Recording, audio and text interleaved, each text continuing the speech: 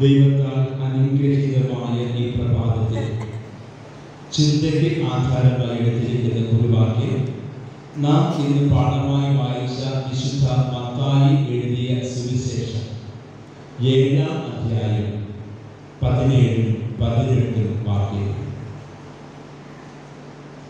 നല്ല വൃക്ഷം ഒക്കെയും നല്ല ഫലം കായ്ക്കുന്നു, ആകാത്ത വൃക്ഷമോ ആകാത്ത ഫലം കായ്ക്കുന്നു. നല്ല വൃക്ഷത്തിൽ ആകാത്ത ഫലവും ആകാത്ത വൃക്ഷത്തിൽ നല്ല ഫലവും കായ്പാൻ കഴിയുകയില്ല. പ്രാർത്ഥന. ദൈവമേ, സ്വർഗ്ഗസ്ഥ പിതാവേ, അനുഗ്രഹിക്കപ്പെട്ട ആരാധനയിലൂടെ അവിടുത്തെ തിരുമുഖത്തേക്ക് നോക്കുക. ഞങ്ങളുടെ ആവശ്യങ്ങളെ ദൈവകരങ്ങളിൽ സമർപ്പിക്കുക. ഒരു വിശുദ്ധ ജീവിതം നയിപ്പാൻ അവിടുന്ന് ഞങ്ങളെ സഹായിച്ചുകൊണ്ടിരിക്കുന്ന കൃപകൾക്കായി സ്തോത്രം. ഇന്ന് ചിന്തിക്കുന്ന വചനം ഞങ്ങളുടെ ജീവിതത്തെ രൂപാന്തരപ്പെടുത്തുന്നത്, അവിടുത്തെ വിളിക്ക് യോഗ്യമായ ഒരു ക്രൈസ്തവ ജീവിതം നയിക്കുവാൻ ആത്മീയമായ ഉൾപ്രേരണ നൽകുന്നതുമായിരിക്കാൻ സഹായിക്കണം. തിരുജനത്തെ അവിടുത്തെ കൃപയുടെ കരങ്ങൾ സമർപ്പിക്കുന്നു. ഈ ശബ്ദപരിധിക്കുള്ളിൽ നിന്നുകൊണ്ട് വചനം ശ്രദ്ധിക്കുന്ന എല്ലാ പ്രിയ മക്കളുടെ മേലും ദൈവ കൃപ വ്യാപരിക്കട്ടെ. തിരുസന്നിധിയിൽ അടിയങ്ങൾ അല്പസമയമായിരിക്കുന്നു. അവിടുന്ന് കൃപയായി വഴി നടത്തുക. യേശു ക്രിസ്തുവിൻ ധന്യമുള്ള നാമത്തിൽ തന്നെ ആണ്. ദൈവത്തിന്റെ അതിപരിശുദ്ധ നാമം വാഴ്ത്തപ്പെടുമാറാകട്ടെ. വളരെ പ്രാർത്ഥനയോടും ദൈവാശ്രയത്തോടും ദൈവസന്നിധിയിൽ അഭയം പ്രാപിച്ചിരിക്കുന്ന പ്രിയ ദൈവമക്കളെ, ദൈവം നിങ്ങളെ സമൃദ്ധിയായി അനുഗ്രഹിക്കട്ടെ എന്ന് ഞാൻ പ്രാർത്ഥിക്കുകയാണ്. പ്രത്യേകിച്ച് കഴിഞ്ഞ 1-2 ആഴ്ചകൾക്ക് മുമ്പായി നാം ദൈവാലയത്തിൽ അത്യുഷ്ണത്തോടുകൂടെ, വളരെ ഭാരത്തോടുകൂടെ, വളരെ വേദനയോടുകൂടെ ഒരു മഴയ്ക്ക് വേണ്ടി പ്രാർത്ഥിച്ച നാളുകളെ നാം ഓർക്കുകയാണ്. എന്നാൽ ഈ നാളുകളിൽ മഴ ദൈവം നമുക്ക് സമൃദ്ധിയായി നൽകിക്കൊണ്ടിരിക്കുന്നു. എന്നാൽ സർവശക്തനായ ദൈവം ഈ പ്രകൃതിയിന്മേൽ അധികാരമുള്ളവനാണ്. കാറ്റിനെയും കടലിനെയും ശാസിച്ചവനാണ്. ഈ പ്രപഞ്ചത്തെ സൃഷ്ടിച്ചവനാണ്. സകല ചരാചരങ്ങളെയും ഉണ്ടാകട്ടെ എന്ന വാക്കിനാൽ സൃഷ്ടിക്കുകയും ദൈവത്തിന്റെ സ്വന്തം കൈകൊണ്ട് ഈ ഭൂമിയിൽ നിന്ന് മണ്ണെടുത്ത് മനുഷ്യരൂപം മെനഞ്ഞ് അതിൽ ദൈവത്തിന്റെ ജീവശ്വാസം ഊതി മനുഷ്യനെയും ദൈവം സൃഷ്ടിച്ചിരിക്കുന്നു. ഇങ്ങനെ നാം നോക്കുമ്പോൾ ദൈവത്തിന് അസാധ്യമായ ഒന്നുമില്ല. പിന്നെയോ നാം ദൈവത്തോട് എങ്ങനെ പ്രതികരിക്കുന്നു? സൃഷ്ടിതാവായ ദൈവസന്നിധിയിൽ ഇന്നത്തെ മനുഷ്യന്റെ മനോഭാവങ്ങൾ എന്താണ്? ഇതൊക്കെ ദൈവം ശോധന ചെയ്തുകൊണ്ടേയിരിക്കുകയാണ്. പലപ്പോഴും നമ്മുടെ കുറവുകൾ നമ്മുടെ ദേശത്തിന് ദോഷമായി ഭവിക്കുന്നു എന്ന കാര്യം ഞാൻ നിങ്ങളെ ഓർമ്മിക്കുകയാണ്. പ്രിയമുള്ളവരെ, ദൈവജനം ദൈവത്തെ ആരാധിച്ച് ദൈവഭയമുള്ളവരായി ജീവിക്കുമ്പോഴാണ് ദേശം അനുഗ്രഹിക്കപ്പെടുന്നത്. അത് ആകാശത്തിലെ മഞ്ഞും മഴയും സൂര്യചന്ദ്രാദികളും ഈ ഭൂമിയുടെ ഫലങ്ങളിലൂടെ നിറയപ്പെട്ട സമ്പൽ സമൃദ്ധമായ ഒരു ജീവിതം ദൈവം നമുക്കായി ഒരുക്കുന്നത്. അതുകൊണ്ട് ഈ നാളുകൾ ഒരു മടങ്ങി വരവിന്റെ നാളുകളാണ്. മനുഷ്യൻ ദുർമാർഗ്ഗങ്ങളെ വിട്ടുതിരിയണം, ദൈവ ഭയത്തോടെ ജീവിക്കണം, സൃഷ്ടിതാവായ ദൈവത്തിലേക്ക് തങ്ങളുടെ കണ്ണുകളെ ഉയർത്തണം. എങ്കിൽ മാത്രമേ ഈ ലോക ജീവിതത്തിൽ ദൈവം നമുക്ക് നൽകുമെന്ന് വേദപുസ്തകത്തിലൂടെ വാഗ്ദത്തം ചെയ്തിരിക്കുന്ന ദൈവികമായ അനുഗ്രഹം നമുക്കും നമ്മുടെ തലമുറകൾക്കും അനുഭവിക്കുവാൻ കഴിയുകയുള്ളൂ. ഇന്ന് പലപ്പോഴും നാം അനുഗ്രഹങ്ങൾ തേടുന്നവരാണ്. ഇന്ന് ദൈവത്തെ മറന്നു കളയുന്നു. പലപ്പോഴും ആരാധനകളെ അലക്ഷ്യമായിരുന്നു. പലരും 6 ദിവസം അധ്വാനിക്കുന്നതിന് പകരം 7 ദിവസം അധ്വാനിച്ച് രാത്രി പകലും അധ്വാനിക്കുന്നു. എന്നാൽ ഈ ആരോഗ്യം നൽകിയ, അതിന്റെ മുഖാന്തരങ്ങൾ നൽകിയ ദൈവത്തെ മറന്നു പോകുന്നു. അതുകൊണ്ട് ഇത് സംഭവിക്കുന്നു എന്ന് ചോദിച്ചാൽ അധ്വാനങ്ങൾ വൃഥാവിലാകുന്നു. പ്രശ്ന സങ്കീർണമായ ജീവിതങ്ങളെ അഭിമുഖീകരിക്കേണ്ടി വരുന്നു. ലോക ചിന്തകളും പ്രലോഭനങ്ങളും നമ്മുടെ മനസ്സുകളെ ഇങ്ങനെ ഞെക്കി തിരക്കുന്നതായ ഒരു അനുഭവമാണ്. ദൈവിക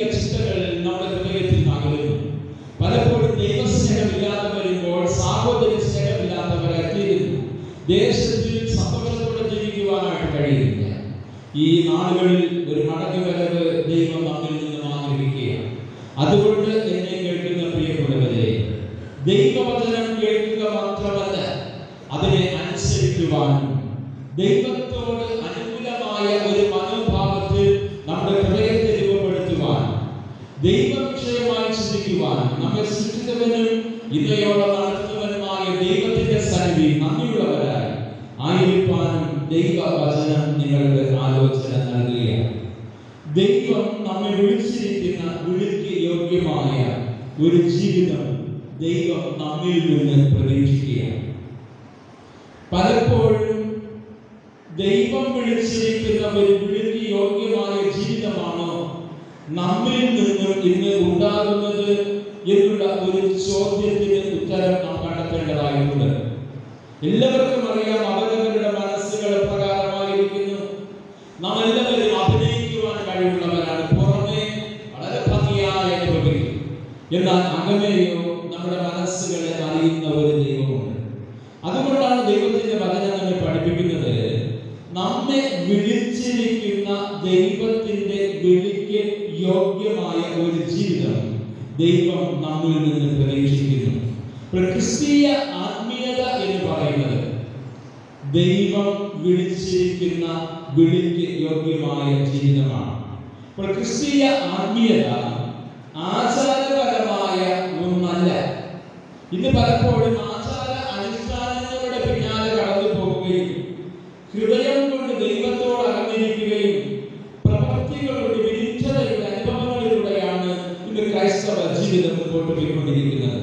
അപ്പോൾ നമ്മുടെ ക്രിസ്തീയ ആത്മീയത എന്ന് പറയുന്നത് ആചാര അനുഷ്ഠാനങ്ങൾക്കും അപ്പുറം അത് പ്രവൃത്തിയിൽ അടിസ്ഥാനപ്പെട്ടതായ ഒന്നായി ഈ നാളുകളിൽ മാറ്റപ്പെടേണ്ടതായിട്ടുണ്ട്. എങ്കിൽ മാത്രമേ നമ്മുടെ ആരാധനകളുടെ ഫലകരമായ ഒരു ക്രൈസ്തവ ജീവിതം നമുക്ക് നയിക്കുവാനായിട്ട് സാധിക്കും. ഇന്ന് ധാർമ്മികതയും മൂല്യബോധവുമുള്ള ഒരു ക്രൈസ്തവ ജീവിതമാണ് ദൈവ വിളിക്ക് യോഗ്യമായ ജീവിതമെന്ന് വേദപുസ്തകം നമ്മെ പഠിപ്പിക്കുന്നത്. അപ്പോസ്തലനായ പൗലോസ് തെസ്സലോനിക്കർക്ക് എഴുതിയ 1-ാം ലേഖനം 4-ാം അധ്യായത്തിന്റെ 3-ാം വാക്യത്തിൽ പൗലോസ് പ്രകാരം പറയുന്നു, ദൈവത്തിന്റെ ഇഷ്ടമോ നിങ്ങളുടെ ശുദ്ധീകരണം തന്നെ. അപ്പോൾ പ്രിയമുള്ളവരെ, ദൈവം നമ്മിൽ നിന്നും ആഗ്രഹിക്കുന്നത് ഒരു വിശുദ്ധീകരണത്തിലേക്ക് പ്രയാണം ചെയ്ത് ഒരു വിശുദ്ധ ജീവിതം നയിച്ച് അവസാനം നാം പ്രിയവച്ചിരിക്കുന്ന ദൈവസ്ഥലിൽ എത്തിച്ചേർന്ന് അത് ദൈവത്തോടൊപ്പമുള്ള ഒരു ജീവിത അനുഭവമാണ്. അപ്പോൾ വിശുദ്ധീകരണം ഈ നാളുകളിൽ ദൈവം നമ്മിൽ നിന്നും ആഗ്രഹിക്കുന്നു. അപ്പോൾ ദൈവം നമ്മെ വിളിച്ചിരിക്കുന്ന വിളിക്ക് യോഗ്യമായ ജീവിതത്തിലേക്ക് നമുക്ക് പ്രവേശിക്കണമെങ്കിൽ ഒരു വിശുദ്ധീകരണം ഈ നാളുകളിൽ ആവശ്യമാണ്. കർത്താവായ യേശു ക്രിസ്തു തന്റെ സുവിശേഷത്തിൽ, മത്തായിയുടെ സുവിശേഷം 5-ാം അധ്യായത്തിൽ 8-ാം വാക്യത്തിൽ പ്രകാരം പറയുന്നു, ഹൃദയശുദ്ധി ഉള്ളവർ ഭാഗ്യവാന്മാർ, അവർ ദൈവത്തെ കാണും. അപ്പോൾ ദൈവത്തെ കാണുവാൻ ആഗ്രഹിക്കുന്നവരാണ് ഞാൻ നിങ്ങൾ. എന്നാൽ ഹൃദയശുദ്ധി ഉള്ളവർക്ക് മാത്രമേ ഈ ദൈവത്തെ കാണുവാനായിട്ട് കഴിയുകയുള്ളൂ. ഹൃദയം ശുദ്ധീകരിക്കണമെങ്കിൽ നമ്മുടെ ശരീരവും ശുദ്ധമായിരിക്കണം. ശുദ്ധമായ ഒരു ശരീരത്തിൽ മാത്രമേ വിശുദ്ധിയുള്ള ഒരു ഹൃദയം നിലനിൽക്കുകയുള്ളൂ. അങ്ങനെ വിശുദ്ധിയുള്ളവർക്ക് മാത്രമേ ദൈവത്തെ ദർശിക്കുവാനായിട്ട് കഴിയും. പൗലോസ് പറയുന്നു, നിങ്ങൾ വിശുദ്ധിയുള്ള ഒരു ശരീരം ദൈവം നിങ്ങൾക്ക് നൽകിയിരിക്കുന്നു എന്നുള്ളതാണ്. അപ്പോൾ ദൈവം നിങ്ങളിൽ വസിക്കണമെങ്കിൽ നിങ്ങളുടെ ശരീരങ്ങളെ വിശുദ്ധിയുള്ള യാഗമായി ദൈവത്തിന് സമർപ്പിക്കേണ്ടതായിട്ടുണ്ട്. അപ്പോൾ വിളിക്ക് യോഗ്യമായ ജീവിതം കൊണ്ട് അർത്ഥമാക്കുന്നത് നമ്മൾ തന്നെ വിശുദ്ധീകരിക്കുക. എന്നാൽ വിശുദ്ധി എന്ന് പറയുന്നത് ഒരു ദൈവ പൈതൽ എത്തിച്ചേർന്ന സ്ഥലമല്ല. എന്നാൽ ഒരു ദൈവ പൈതൽ എത്തുവാൻ ആഗ്രഹിക്കുന്ന ഇടമാണ് വിശുദ്ധി. ഞാൻ വിശുദ്ധൻ എന്ന് പറയുവാൻ നമ്മിൽ ആർക്കും ഒരു യോഗ്യതയില്ല. പൗലോസ് പറയുന്നു, അയ്യോ ഞാൻ പാപിയായ മനുഷ്യൻ, എന്നോട് കരുണ തോന്നണമേ. യേശു അതിൽ തന്നെ പറയുന്നു, അതെ, എല്ലാ മനുഷ്യരും പാപം ചെയ്ത് ഒരുപോലെ ദൈവത്തെ നഷ്ടപ്പെടുത്തിയിരിക്കുന്നു. എന്നാൽ വിശുദ്ധിയിലേക്കുള്ള യാത്രയാണ് ഈ ലോക ജീവിത യാത്ര എന്ന് പറയുന്നത്. അപ്പോൾ വിശുദ്ധിയിലേക്കുള്ള യാത്രയിൽ നമ്മൾ തന്നെ കളങ്കമാക്കുന്ന അശുദ്ധിയുടെ പ്രവർത്തനങ്ങളിൽ നിന്നും ഒഴിയുകയും നാം പ്രയാണം ചെയ്യേണ്ടതായിട്ടുണ്ട്. അങ്ങനെ വിശുദ്ധി ഉള്ളവരാണ് ഹൃദയശുദ്ധി ഉള്ളവരായി തീരുന്നത്.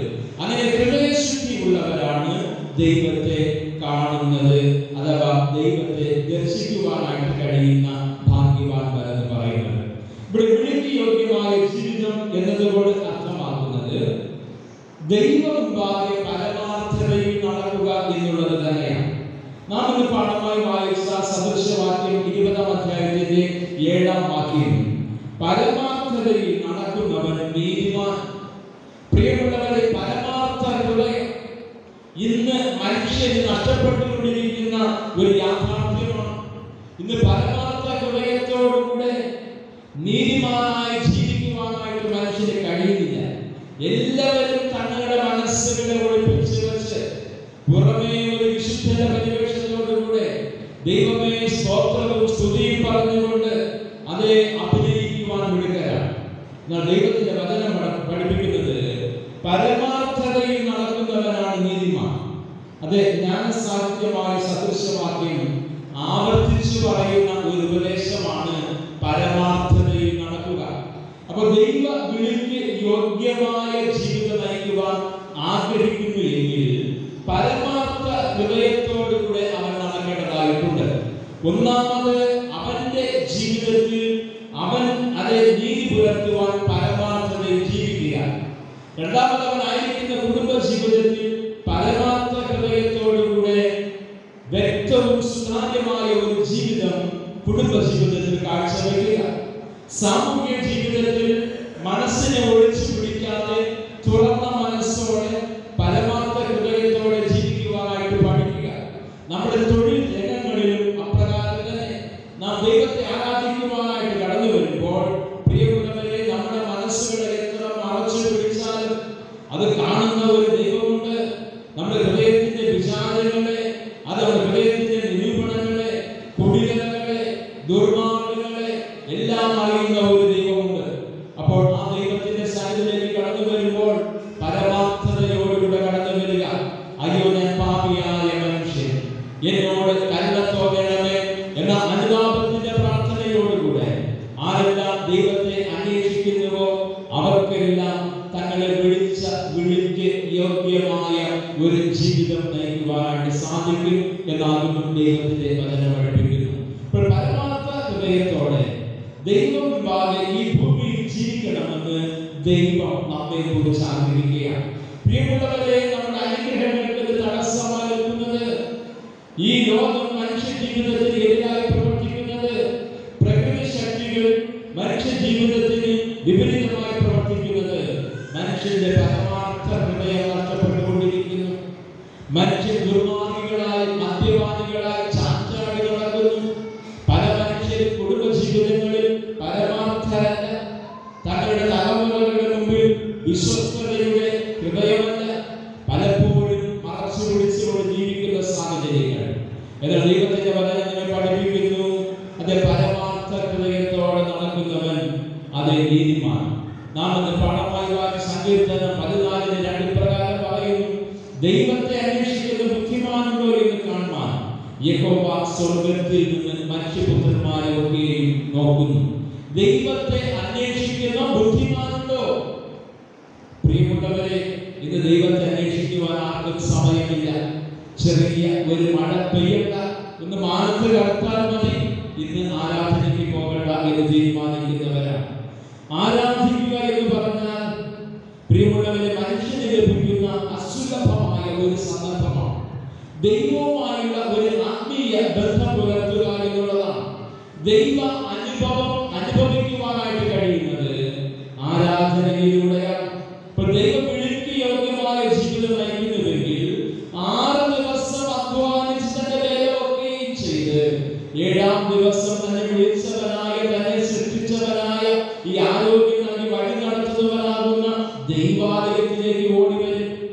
ദൈവവുമായുള്ള ആത്മീയ ബന്ധം, ദൈവാനുഭവം തങ്ങളുടെ ജീവിതത്തിൽ അനുഭവിക്കുവാൻ ഇതാ സഹോദരങ്ങൾ ഒത്തൊരുമിച്ച് വസിക്കുന്ന ആ ഒരു ആത്മീയ അനുഭവമാണ് പ്രിയമുള്ളവരെ ആരാധന. ദൈവത്തെ അന്വേഷിക്കുന്ന ബുദ്ധിമാന്മാരാണ് ദൈവാലയത്തിലേക്ക് ഓടിക്കൂടുന്നത്. ഇന്ന് പലരും ഒരു മഴ കണ്ടാൽ ഓടി കുളിക്കും. സ്വന്തം കാര്യങ്ങൾക്കോ തൊഴിലുകൾക്കോ ഏതൊരു തടസ്സവുമില്ല. എവിടെ വേണമെങ്കിലും പോകും, ഒരു തടസ്സവുമില്ല. എന്നാൽ ദൈവത്തെ അന്വേഷിക്കുന്നവനെ വചനം പഠിപ്പിക്കുന്നു, അവൻ ബുദ്ധിമാൻ.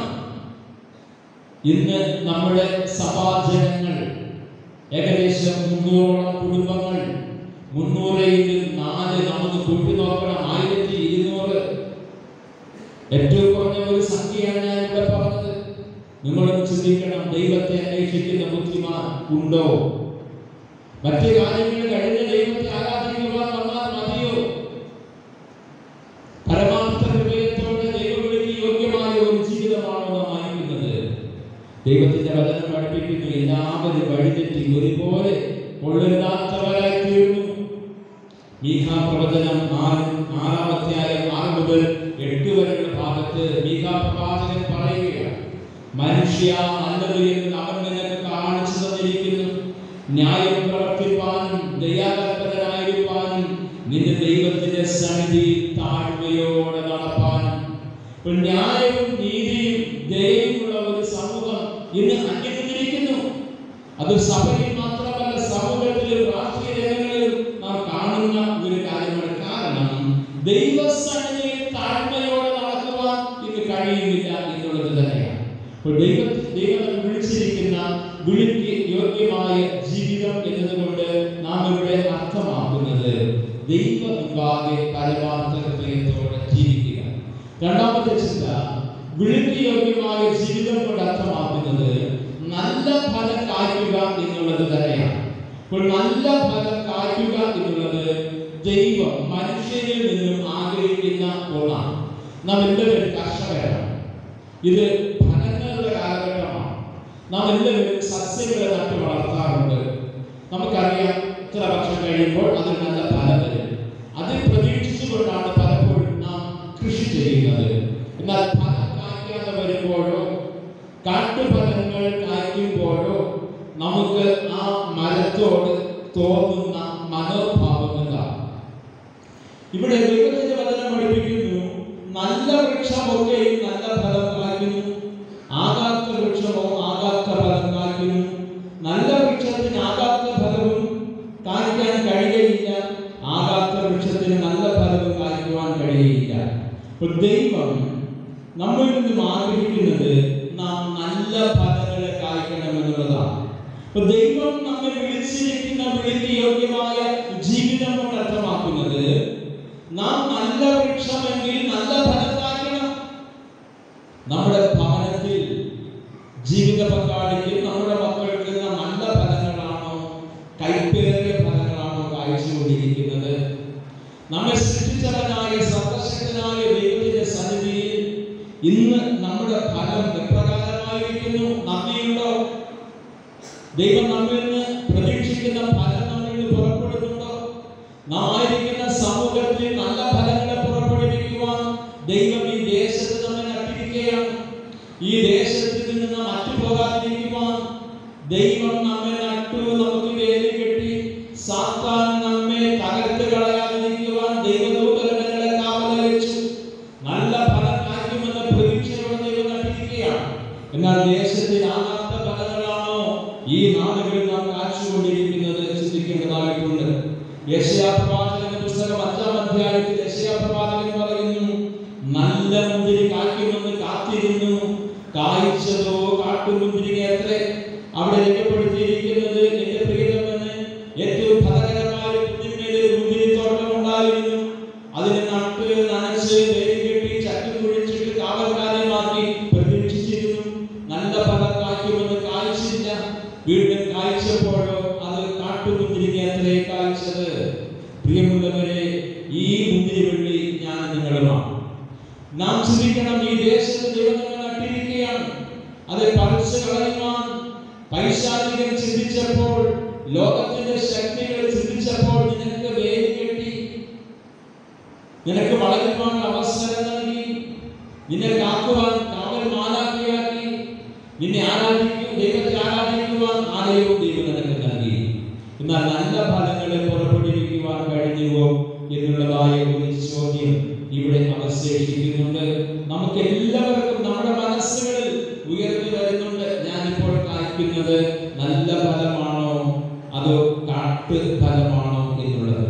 അപ്പോൾ നമ്മുടെ ജീവിതത്തിൽ ഇന്ന് പലപ്പോഴും നാം നല്ല ഫലങ്ങളെ കായ്ക്കുന്ന അനുഭവങ്ങളല്ല എന്നുള്ളതാണ്. അപ്പോൾ നല്ല ഫലങ്ങൾ എന്ന് പറഞ്ഞാൽ നല്ല ഫലങ്ങൾ നാം പുറപ്പെടുവിക്കുന്നവരായിരിക്കണം പ്രിയമുള്ളവരെ. നല്ല പ്രവൃത്തികൾ നമ്മിൽ നിന്ന് വരണം. നമ്മുടെ വാക്കുകൾ നല്ല വാക്കുകളായിരിക്കണം, നമ്മുടെ പ്രവൃത്തികൾ നല്ല പ്രവൃത്തികളായിരിക്കണം.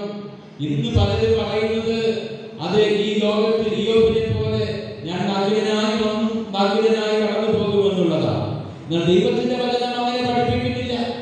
ദൈവവചനം പഠിപ്പിക്കുന്നത് ഒരുവൻ ശരീരത്തിലായിരിക്കുമ്പോൾ ചെയ്തത് നല്ലതാകിലും തീയതാകിലും അതിനൊക്കെ പ്രാപിക്കേണ്ടതിന് എല്ലാവരും ദൈവത്തിന്റെ ന്യായാസനത്തിന്റെ മുമ്പാകെ വെളിപ്പെടേണ്ടതാകുന്നു. പ്രിയമുള്ളവരെ, നാം ചെയ്യുന്ന പ്രവൃത്തികൾ നമ്മുടെ ആത്മാവിനെ അനുഗമിക്കുന്നു.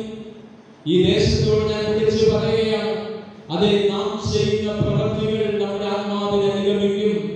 നല്ല പ്രവൃത്തികളാണ് നീ ചെയ്തതെങ്കിൽ നീ മരിച്ചു മൺമറഞ്ഞ് നിന്റെ ആത്മാവ് ദൈവസന്നിധിയിലേക്ക് കടന്നു പോകുമ്പോൾ നിന്റെ പ്രവൃത്തികൾ നീ അനുഗമിക്കുന്നു. അവിടെ ദൈവത്തിന്റെ ന്യായാസനത്തിന് മുമ്പാകെ നിന്റെ ആത്മാവിനെ ന്യായം വിധിക്കുമ്പോൾ നീ നല്ല പ്രവൃത്തികൾ ചെയ്ത് ദൈവത്തെ ആരാധിച്ച് പരമാർത്ഥ ഹൃദയത്തോടെ ദൈവ മുമ്പാകെ നടന്ന് വിശ്വസ്തയോടെ കുടുംബജീവിതം നയിച്ച് തന്റെ ശരീരത്തെ വിശുദ്ധീകരിച്ചവനെങ്കിൽ എന്റെ പിതാവിനാൽ അനുഗ്രഹിക്കപ്പെട്ടവരെ വരുവിൻ, ലോകസ്ഥാപനം മുതൽ നിങ്ങൾക്കായി ഒരുക്കപ്പെട്ട ദൈവരാജ്യം അവകാശമാക്കിക്കൊള്ളുവിൻ. എന്നാൽ അശുദ്ധി നിറഞ്ഞ ജീവിതത്തിലൂടെ മദ്യപിച്ച് മതോന്മത്തരായി ദുർമാർഗ്ഗികളായി വ്യഭിചാരികളായി സ്വന്തം ശരീരത്തെ മലീമസമാക്കിക്കൊണ്ട് കുടുംബ ജീവിതത്തിൽ അവിശ്വസ്തതയോടുകൂടെ ദൈവത്തെ ആരാധിക്കുവാൻ സമയമില്ലാതെ തൊഴിൽ തേടി ഓടുന്നവരും മദ്യപിച്ച് മത്തന്മാരായി ജീവിക്കുന്നവരെ നോക്കി അവിടെ ഒരു വിധി പുറപ്പെടുവിക്കും. ശപിക്കപ്പെട്ടവരെ, പിശാചിനും അവന്റെ സന്തതിക്ക് വേണ്ടി ഒരുക്കപ്പെട്ട നിത്യാഗ്നി അവകാശമാക്കിക്കൊള്ളുവിൻ. അധർമ്മം പ്രവർത്തിക്കുന്നവർ ദൈവവിളിക്ക് യോഗ്യമായ ജീവിതമല്ല. ഇപ്പോൾ തന്നെ വൃക്ഷങ്ങളുടെ ചുവട്ടിന് പോകാതെ വെച്ചിരിക്കുകയാണ്. പ്രിയമുള്ളവരെ, നമ്മുടെ ജീവിതം ദൈവത്തിന്റെ ദാനമാണ്. നാം ഇന്ന് ജീവനോടുകൂടെ ഇരിക്കുന്നത് ഈ മൺകൂടാരമായിരിക്കുന്ന ശരീരത്തിൽ ജീവന്റെ തുടിപ്പ് നിലനിൽക്കുന്നുവെങ്കിൽ അത് നിന്റെ ആരോഗ്യമോ നീ കഴിക്കുന്ന ആഹാരമോ നീ കഴിക്കുന്ന മരുന്നോ അല്ല, ദൈവത്തിന്റെ കൃപ ഒന്ന് മാത്രമാണ്. ആ ദൈവം പറയുന്നു, ഒരു വർഷം കൂടെ നിൽക്കട്ടെ, ഫലം തന്നില്ല എങ്കിൽ മുറിച്ചു കളയാം. ദൈവത്തിന്റെ വിളിക്ക് യോഗ്യമായ ജീവിതം നല്ല ഫലങ്ങളെ പുറപ്പെടുവിച്ചുകൊണ്ട് നീ ജീവിച്ചില്ല എങ്കിൽ അത് നിനക്ക് ജീവൻ നൽകിയ ഒരു ശരീരം നൽകിയ ആരോഗ്യം നൽകിയ ദൈവത്തിന് എടുത്തു കളയുവാൻ കഴിയും എന്ന് ഈ വിശുദ്ധ ദിവസം ഞാൻ നിങ്ങളെ ഓർപ്പിക്കുകയാണ്. അതുകൊണ്ട് നമ്മുടെ ജീവിതത്തിന്റെ കുറവുകളെ കുറിച്ചുള്ള പരമാർത്ഥ ഹൃദയത്തോടെ വിശ്വസ്തയോടെ നല്ല ഫലങ്ങളെ പുറപ്പെടുവിക്കുവാൻ ദൈവം അധികം ചെത്തി നിൽക്കുന്ന നല്ല വൃക്ഷങ്ങളായി ജീവിപ്പാൻ ദൈവം നമ്മെ സഹായിക്കട്ടെ. മൂന്നാമത്തെ ചിന്ത, വിളിക്ക് യോഗ്യമായ ജീവിതം കൊണ്ട് അർത്ഥമാക്കുന്നത് സ്വന്തം ശരീരത്തെ വിശുദ്ധീകരിക്കുക എന്നുള്ളത് തന്നെയാണ്. അപ്പോൾ സ്വന്തം ശരീരത്തെ വിശുദ്ധീകരിക്കുന്നവന് മാത്രമേ ദൈവ വിളിക്ക് യോഗ്യമായ ജീവിതം നയിക്കുവാനായിട്ട് കഴിയും. ഇത് പലരും അശുദ്ധി നിറഞ്ഞ ജീവിതം നയിച്ച് വിശുദ്ധന്റെ പരിവേഷവും അണിഞ്ഞ് പലപ്പോഴും ദൈവസന്നിധിയിലും സമൂഹത്തിലും നല്ല സാക്ഷ്യം പറയുന്ന അനേകരെ നമുക്ക് കണ്ടെത്തുവാനായിട്ട് കഴിയും.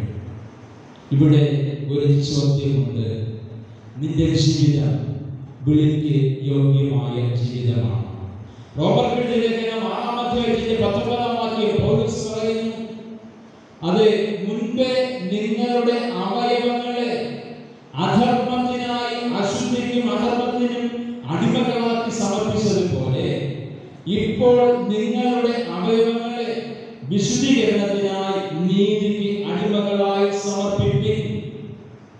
അപ്പോൾ സ്വന്തം ശരീരത്തെ അധർമ്മത്തിനും അശുദ്ധിക്കും അടിമകളാക്കി സമർപ്പിച്ചിരിക്കുന്നവരാണ് അശുദ്ധി നിറഞ്ഞ ജീവിതം നയിക്കുന്നവർ. വേദപുസ്തകം അത് വളരെ വ്യക്തമായി പഠിപ്പിക്കുന്നു. നിങ്ങൾ ദൈവത്തിന്റെ മന്ദിരമെന്നും ദൈവത്തിന്റെ ആത്മാവ് നിങ്ങളിൽ വസിക്കുന്നു എന്ന് നിങ്ങൾ അറിയുന്നില്ലയോ? അപ്പോൾ നിങ്ങളുടെ ശരീരങ്ങൾ വിശുദ്ധിയോടുകൂടെ നിങ്ങൾ കാത്തു സൂക്ഷിക്കുന്നുവെങ്കിൽ മാത്രമേ ദൈവം നിങ്ങളിൽ വസിക്കുകയുള്ളൂ.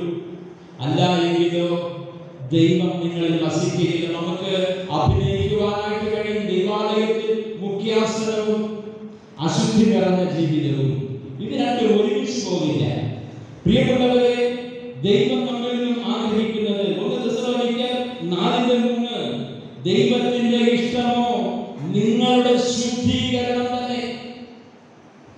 അപ്പോൾ ദൈവത്തിന്റെ വിളിക്ക് യോഗ്യമായ ജീവിതം കൊണ്ട് അർത്ഥമാക്കുന്നത് ഒരു ജീവിത വിശുദ്ധീകരണമാണ്. അപ്പോൾ ജീവിതത്തിൽ സ്വന്തം ശരീരത്തെ വിശുദ്ധിയോടെ കാത്തു സൂക്ഷിക്കുന്നവന് മാത്രമേ ദൈവത്തിന്റെ വിളിക്ക് യോഗ്യമായ ജീവിതം നയിക്കുവാനായിട്ട് കഴിയും. അങ്ങനെ ഉള്ളവർക്ക് മാത്രമേ നല്ല ഫലങ്ങൾ പുറപ്പെടുവിക്കുവാൻ കഴിയും. മദ്യത്തിനും മയക്കുമരുന്നിനും വ്യഭിചാരശാലകൾക്കും ശരീരം വിട്ടുകൊടുത്തുകൊണ്ട് ദൈവത്തെ ആരാധിക്കുവാൻ വിശുദ്ധന്റെ പരിവേഷം അണിഞ്ഞുകൊണ്ട് ആരെങ്കിലും ആയിരിക്കുന്നുവെങ്കിൽ ദൈവം നിങ്ങളെ നോക്കുകയാണ്. പ്രിയപ്പെട്ടവരെ, ശ്രദ്ധിക്കണം, ദൈവം നിങ്ങളെ നോക്കുകയാണ്. നിങ്ങൾക്ക് ആ യേശുവിന്റെ മുഖത്തേക്ക് നോക്കുവാനായിട്ട് കഴിയുമോ? പരമാർത്ഥ ഹൃദയത്തോടുകൂടി യേശുവിന്റെ മുഖത്തേക്ക് നോക്കുവാനായിട്ട് കഴിയുമോ? റോമർ 12:1-2 നിങ്ങൾ ബുദ്ധിയുള്ള ആരാധനയായി നിങ്ങളുടെ ശരീരങ്ങളെ ജീവനും വിശുദ്ധിയും ദൈവത്തിന് പ്രസാദവുമുള്ള യാഗമായി സമർപ്പിപ്പിൻ. നിങ്ങൾ വിളിച്ചിരിക്കുന്ന വിളിക്ക് യോഗ്യമായ ജീവിതം നിങ്ങൾ ബുദ്ധിയുള്ള ആരാധനയായി നിങ്ങളുടെ ശരീരങ്ങളെ ജീവനും വിശുദ്ധിയും ദൈവത്തിന് പ്രസാദവുമുള്ള യാഗമായി സമർപ്പിപ്പിൻ. അപ്പോൾ ദൈവം നമ്മെ വിളിച്ചിരിക്കുന്ന വിളിക്ക് യോഗ്യമായ ജീവിതം ശരീരത്തെ അശുദ്ധിയിലേക്ക് നയിക്കുന്ന ജഡത്തിന്റെ പ്രവർത്തികളെ വിട്ടൊഴിഞ്ഞ് ആത്മാവിന്റെ പ്രവർത്തനങ്ങളിലേക്ക് നാം വഴിമാറേണ്ടതായിട്ടുണ്ട്. ഗലാത്യലേഖനം 5:19 ജഡത്തിന്റെ പ്രവർത്തനങ്ങൾ അവിടെ എഴുതിയിരിക്കുകയാണ്. ദുർനടപ്പ്, അശുദ്ധി, ദുഷ്കാമം, വിഗ്രഹ ആരാധന, ആഭിചാരം, പകപിണക്കം, ജാരശങ്ക, ക്രോധം, ശാഠ്യം, ദുർനപക്ഷം, ഭിന്നത, അസൂയ, മദ്യപാനം, വെറുക്കൂത്ത്. ഈ വക പ്രവർത്തിക്കുന്നവൻ അശുദ്ധ ജീവിതം നയിക്കുന്നു. ഇവയിൽ ഏതെങ്കിലും ഒന്ന് സ്വന്തം ജീവിതത്തോട് ചേർത്ത് പിടിച്ചിരിക്കുന്ന ആരെങ്കിലും ഉണ്ടെങ്കിൽ നിങ്ങൾ അശുദ്ധ ജീവിതം നയിക്കുന്നു. എന്നാൽ ദൈവം വിളിക്ക് യോഗ്യമായ ആത്മാവിന്റെ ഫലങ്ങൾ സ്നേഹം, സന്തോഷം, സമാധാനം, ദീർഘക്ഷമ, ദയ, പരോപകാരം, വിശ്വസ്തത, സൗമ്യത, ഇന്ദ്രിയജയം. ഈ ആത്മാവിന്റെ ഫലങ്ങൾ പുറപ്പെടുവിച്ചുകൊണ്ട് പരമാർത്ഥ ഹൃദയത്തോടെ ദൈവ മുൻപാകെ ഒരു വിശുദ്ധ ജീവിതം നയിപ്പാൻ ദൈവത്തിന്റെ പരിശുദ്ധാത്മാവിനാൽ നമ്മെ ഓരോരുത്തരെയും വഴി നടത്തുമാറാകട്ടെ.